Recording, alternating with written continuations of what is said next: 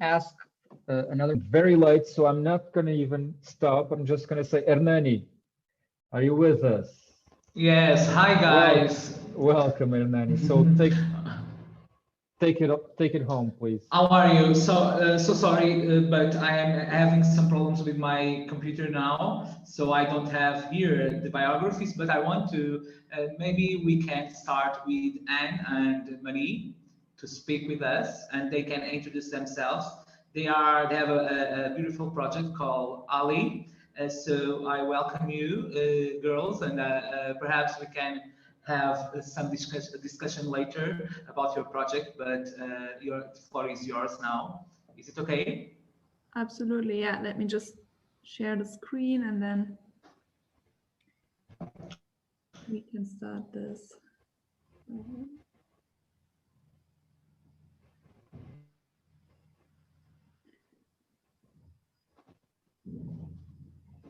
All right, you let me know if you see what I see. Yes. All right, perfect. Yes. Yeah, yes, as you said, and we already mentioned in the beginning of the session, yes, so Marie and I work for a startup in Germany, which is called Ellie, and we want to share with you some insights from both our biographies, what led us there, and what we are doing with Ellie, mostly focusing on patient empowerment, putting that into practice and digital solutions, and sharing some insights from our startup world and what we call value-based healthcare. So this is Marie. So I'm Marie. My background is in complementary and general medicine, and as Anne said already, I have a master degree in, it's a mixture. It was one part was corporate health, so work health and career, and the other part was health education and promotion. I'm a health coach, and I'm a passionate yoga teacher and yoga therapist, and that's already the big benefits of the startup world. I'm also teaching actually in the office. I'm teaching yoga classes. I worked before Ellie, so I started, my onboarding was actually in the height time of the first lockdown here in Germany. So I started in April, and before that I worked in the field of digital education and corporate health. At the moment, or at Ellie, I'm responsible, or I'm working mainly on producing content for patients. I'm gonna tell you a bit more about actually what is Ellie and what are our products, and then I'm gonna come back to actually this content part, or our version of communication and communicating with the patients. Right. Yes, so my name is Anne. I'm a medical doctor by training, but also did my studies in business administration. Thus, I worked a little bit in the field of really clinical practice for 1 year, and in the field of psychosomatics and psychotherapy. Afterwards, I joined the startup world. First, I worked in the US for a medical startup from Germany, which is responsible for medical education of med students all over the world. Then I came back to Germany, worked a little bit for the German Ministry of Health in the field of also health communication and prevention, and joined Ellie more than a year ago. So just a little bit after Ellie was founded, and I'm responsible for the medical team. So together with Marie, we are developing the products. We are a medical device, fitting it with life and with content. And I'm also working in collaboration with clinics.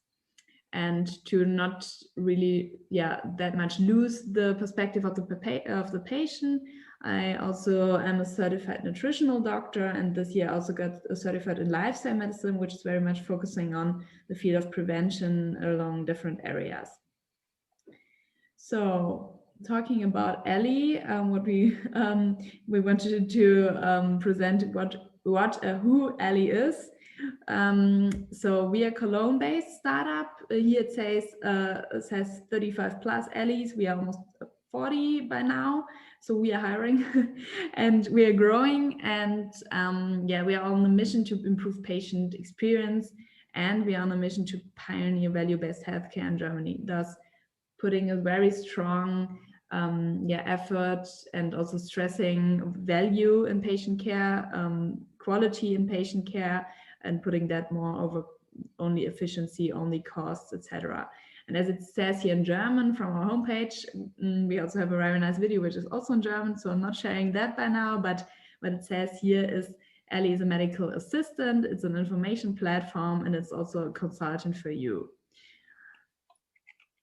And to make it even more concrete, this is Ellie with respect to the products.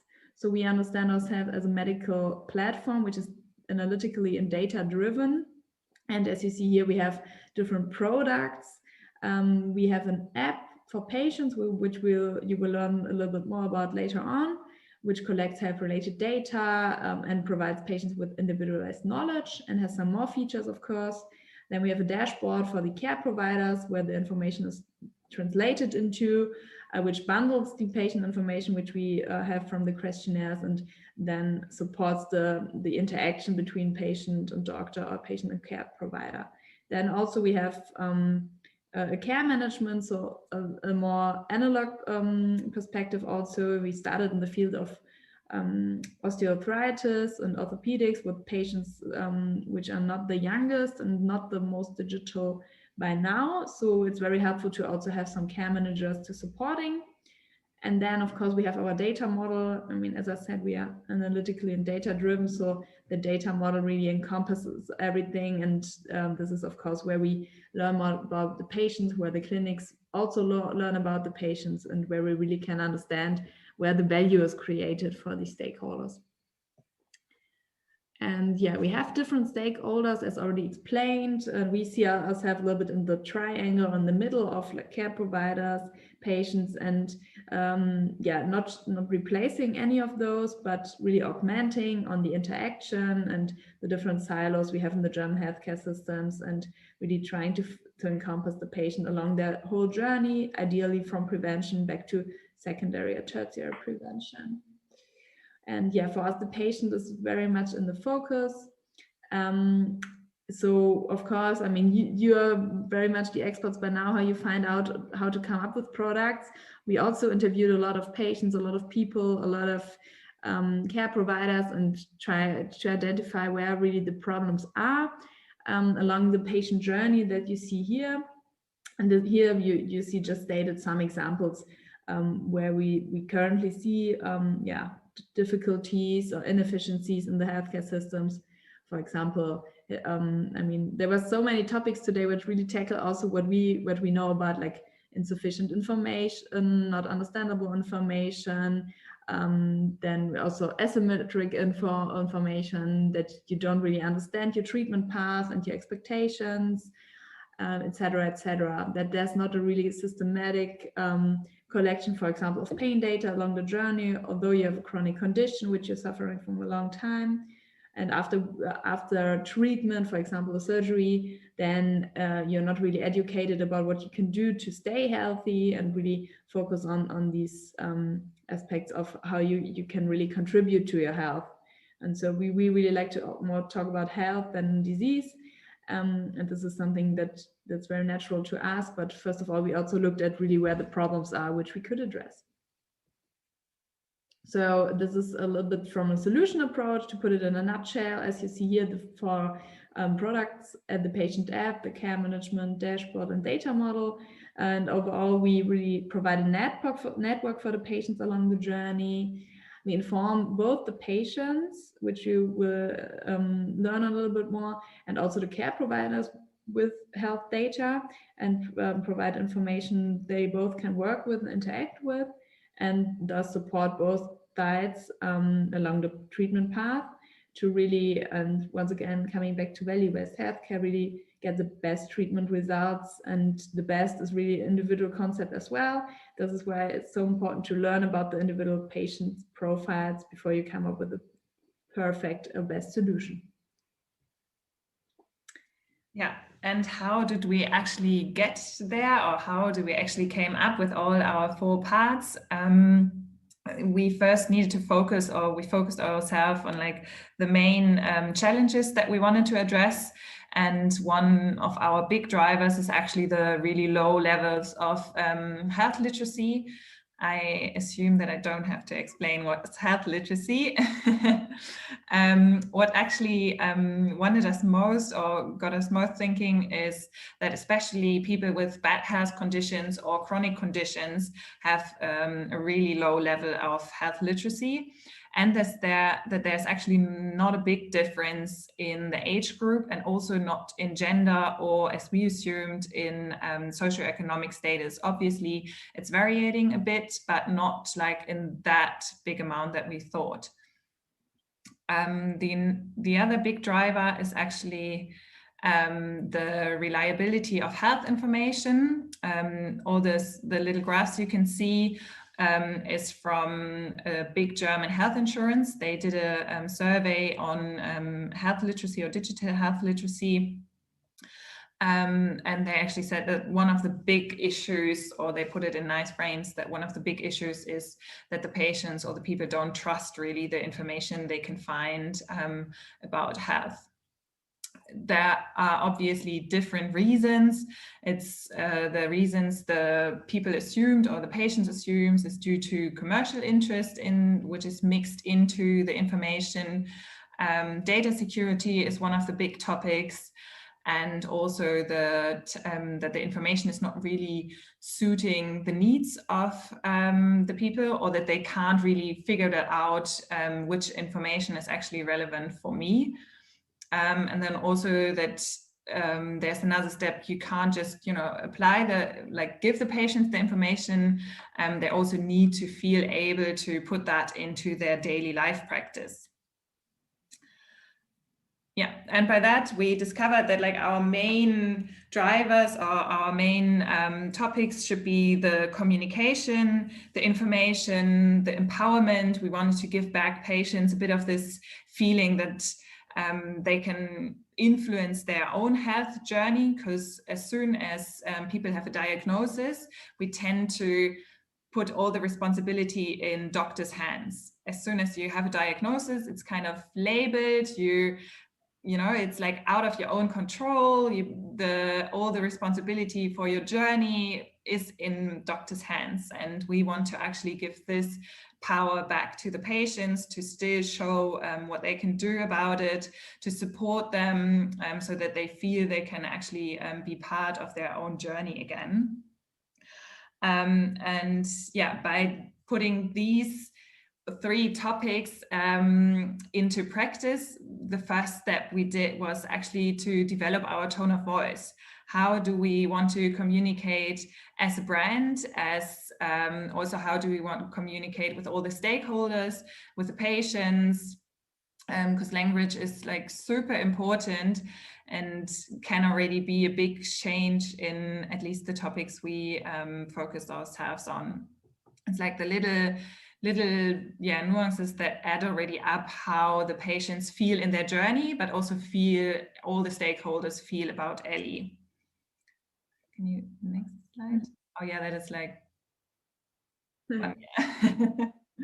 So we defined that Ellie for us is really approachable. So everybody is welcome, we're inclusive, we're friendly, we try to create this really warm and familiar environment, but we also define what we don't want to be. So we don't want to be this over familiar, communicate in a way where I think it's really common, at least in the health talk or health language, that you say, oh, how are we feeling today? That's again, even though, you want to create this familiar atmosphere with the patients, it's taking away a bit the competence of the patients. So we said we want to be there and we want to be familiar and friendly, but not too warm. Ellie is in the communication, and as with our whole being, we are supportive. So we are encouraging, we are reliable, but we are not forcefully or patronizing our own mission. And the third one, as a big one, Ellie is obviously optimistic. So we are showing all the possibilities that are there. We are focusing always on the patient, not on the human, not on the diagnosis. So we are not talking just about the diagnosis, but always putting the person in the center. And we try to inspire patients to to get this power back, to be part of their own journey. And how does that all actually look in practice? Next slide. So we have this app, and there is one big part is the content, so the written articles. We have in the app through different Fragebögen. Yes. Yeah, through different questionnaires, we collect data from the patients. So this one topic that I just addressed earlier, that the patient don't feel, with general information, that they don't feel that it's tailored to their specific situation. We try to avoid that, or we are avoiding that by giving these surveys so that patients can fill in their information. And that is all that information is going into our rule engine. And that's why all the patients just get information that are really specifically tailored to their situation. Next. Yeah. No. Yeah. So here just like some graphic examples that you can a bit better imagine what I'm talking about. You see here the different questionnaires. It's about just the general life situation. There's also one just new one about COVID. It's about the whole history. So if they have already seen other doctors, how happy they have been with their other doctors, if they have done something non-medical treatments.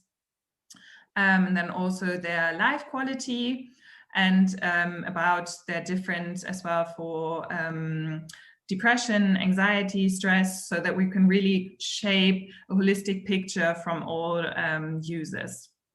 And then we have the content, which is sorted in different categories. We have like one category that is mainly just informational content, where we deliver everything practical that is related to the patient journey. So which doctors can I address? Where can I go? What do I need to bring? And then also this emotional support. So just information about how actually health is related to your mental status and what you can do to improve your health without like going to a doctor. So everything, this more empowerment, psychological content. And then, yeah, these are just some examples how the articles or how our app looks like. We have different categories, and here's just the last picture is just zoomed into one article. It's in German. Yeah, but just so that you have a bit more of a feeling what I was actually talking about. Next. Yeah, so maybe I just said that in a like very small part of the sentence, but you might have wondered here why we have only like elderly people here, because the indications we're addressing right now, this is the kind of the image world we also transport here. So this is for orthopedic patients, and then now we're looking into trauma surgery, where we definitely have younger patients, which will also have implications for the whole setup of the app, not the design, but all the image world and how we want to talk to them. But with the tone of voice, as really presented today, we think that we have a very scalable approach, and maybe also that's why I really like the topics addressed today so much, because we have a lot of touch points also with the projects you worked on, because we obviously talked about health literacy, but also our whole vision, like how to deal with and treat patients along their patient journey, comes from all the indications, like for example breast cancer. So this is something we want to really scale to, and now we started with a kind of easier journey and easier indication, and the idea is to really learn and also have our data models trained and learn what works for them, and then really scale it into other indications. So this is what we also have in mind. And just because we don't have so much time left, very small glimpse into also another learning we have and we want to contribute to. So health literacy is something we mostly put on the patient and public side, but e-health literacy on the other hand is something we also see in doctors. So we of course come to deal with a lot of care providers and doctors, and they are sometimes very reluctant and very resistant to those kind of innovations. So this is also something we really have to take into account. On the other hand, we see something new rising, which we call digital health doctors. So that's exactly where I ended up myself, from like usually trained as being a doctor. There's a kind of new work fields coming up, digital health doctors. So just to give you a little bit impression, what could that be like? You know, it's very small letters, but it just shows you a little bit, okay, what are you exactly doing as a doctor working in a medical startup? What could that be? What could be examples for those tasks? And this is from working closely with data science team. And I bet this there's a data science team in all health tech companies. From doing user research that I don't have to tell you about, and product development, also very similar to methods you are now familiar with. But then, of course, using your expertise from your medical background and your studies to do stakeholder management, to really work with various stakeholders in healthcare, also the regulatory side. And then you also have to do some scientific work. So evidence is also something that applies for medical startups and digital health startups, which is very new, and which is something we are putting a lot of effort into, really setting up multi-center studies, etc. And then, of course, you have to upskill your team. Thus, the whole team should have a general understanding of the disease and the indications you're treating. And this is the same topic from different angles. So also as the doctor, you are very, of course, for digital health startups, very valuable, but there are also some things you might have to unlearn, because you're very much trained from a very fact-driven field. And this is not always working together with, for example, the data team, the product team, all having their different mindsets. So coming back to our first topic of today of like communication and like really interdisciplinary teams, this is quite a challenge, because you first of all have to understand that everybody has a different understanding of healthcare systems, products, backgrounds, and then you really have to also have a humble mindset and really have the willingness to unlearn some of the things you learned already. But thus being said, this is kind of the input we wanted to give you today, and what we understood is that understanding yourself is actually the power. So you have to really know your strengths and weaknesses and work together as a team to really know who's very well complementing you.